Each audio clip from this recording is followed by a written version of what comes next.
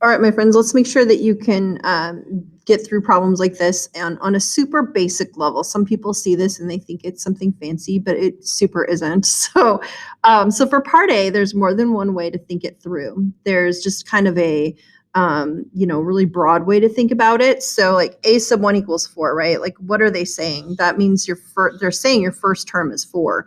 And so for this problem, right, the first 5 terms of the sequence, the first one should definitely be 4. So, if I'm collecting the terms down here at the bottom, then I'm just going to say, well, first one's 4. And then what is this part saying, this function rule part? It's saying if you take any kth term, add 3 to it, you get basically the next term. And so one way to get through this would be to just, take 4, your first term, and then kind of just follow the rule and just add 3 to it, and you'll get your next term. So 7, add 3 again, 10, add 3 again, 13, add 3 again, 16, and it would continue forever, but the directions just said for the first 5 terms, and so there you go, we'd be done.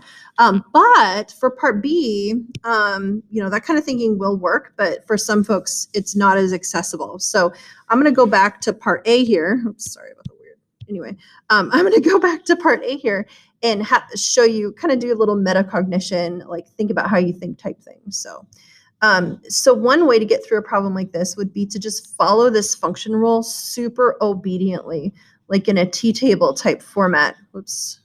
Oh boy.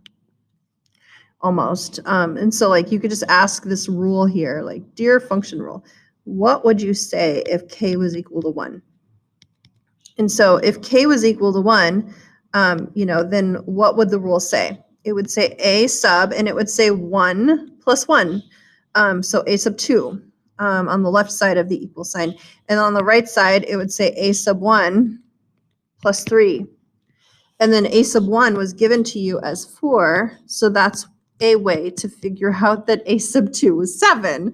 And so now, did you need to show the work for that for this one? Probably not, but it might help you with part B. So I'm just going to go through this one more time. So what if k was a 2? You just go up to the function rule and replace all the k's with 2s. And so let's say a sub 2 plus 1, or 3, or your third term, will be your second term plus 3. Well, your second term was 7, and so you'd get 7 plus 3, which is 10. And so, so what I'm trying to show you here is kind of like a slow way and a fast way to get part A done. And it's the slow way that will actually get you through part B. Most people kind of transition to that when they do part B. So for part B, first of all, I hope it makes sense. They told you the first term is 0, and they told you the second term is 1. So if you are, collecting terms, you already know the first one's 0 and the second one is 1. And then you just need to use the rule to figure out the other ones. And so, whoops, sorry. So just like I did in part A there, it was probably a little unnecessary, but in part A, we would just ask the function rule, what would you say if k was 1?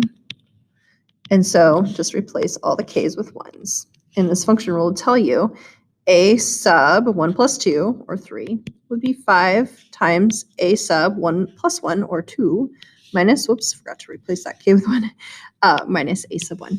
There we go. And then that's why this recursive function had to give you 2 starting values. So a sub 2 was given as 1, and a sub 1 was given as 0. And so we got, oh boy, sorry about that. Anyway, we got 5 for a sub 3. There we go. And so you could just add that to the list, And then what would this function rule say if k was a 2? So you could just go back up and replace all the k's with 2s.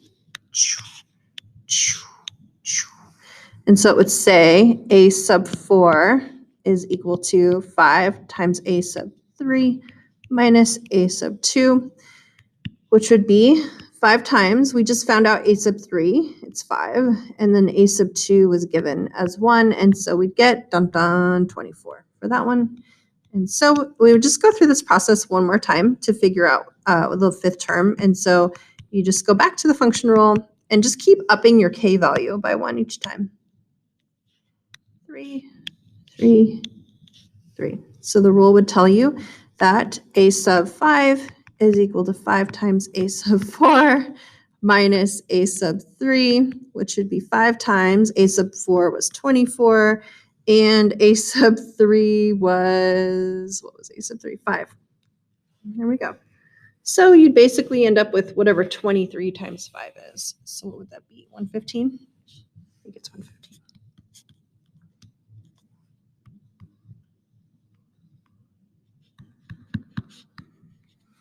There we go, and could we figure out the next term? Sure.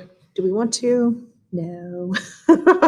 Anyway, so that's how you could handle recursive functions, whether they're really basic like they were in part A, or whether they're a little more complex like they were in part B. Just follow the rule like a function rule, starting with k equals 1 and then up it by 1 each time. There you go.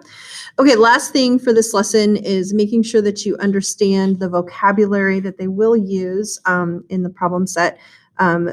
Basically, like, what's a monotonic sequence, for example. And I really like picture forms. So basically, a monotonic sequence is a sequence that is either doesn't change, whether it's increasing or decreasing. So in a visual aid here, we would say that if your terms, just kind of keep increasing. Okay. And it's okay for, as long as it doesn't change, it can be constant also. But as long as your graph or your terms don't change from decreasing to increasing or the other way around, then we would say that your graph is considered monotonic. So this is an example of a monotonically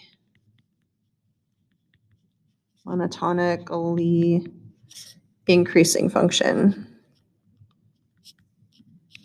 or sequence. And then you could have a monotonic sequence that is decreasing as well.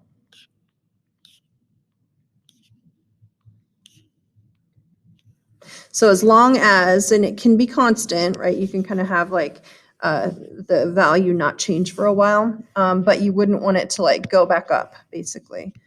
So this would be an example of something that is monotonically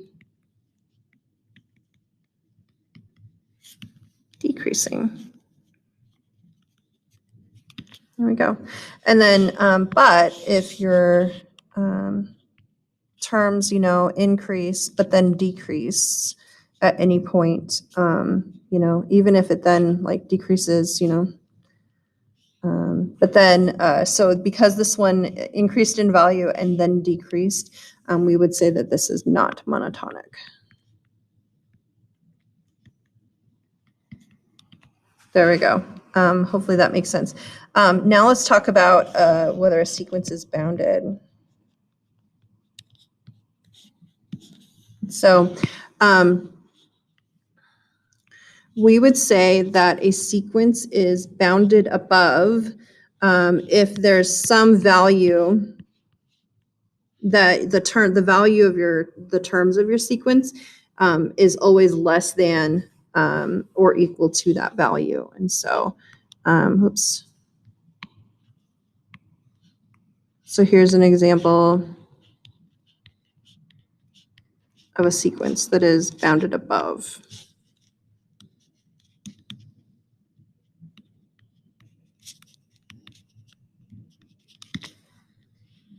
Okay, and then you could also have a sequence that is bounded below.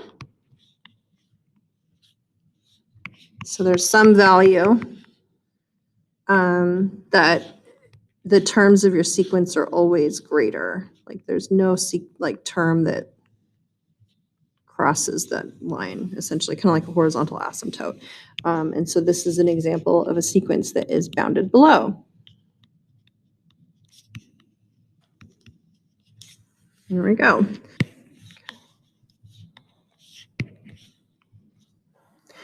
But a picture that looks, a sequence that looks like this, and maybe it continues in that manner, something like this would probably not be bounded at all. And then the last little vocab that you'd want to be familiar with is if a graph is bounded above and bounded below by two different values. You have an upper limit and a lower limit, essentially. I don't know. How do we want to do this?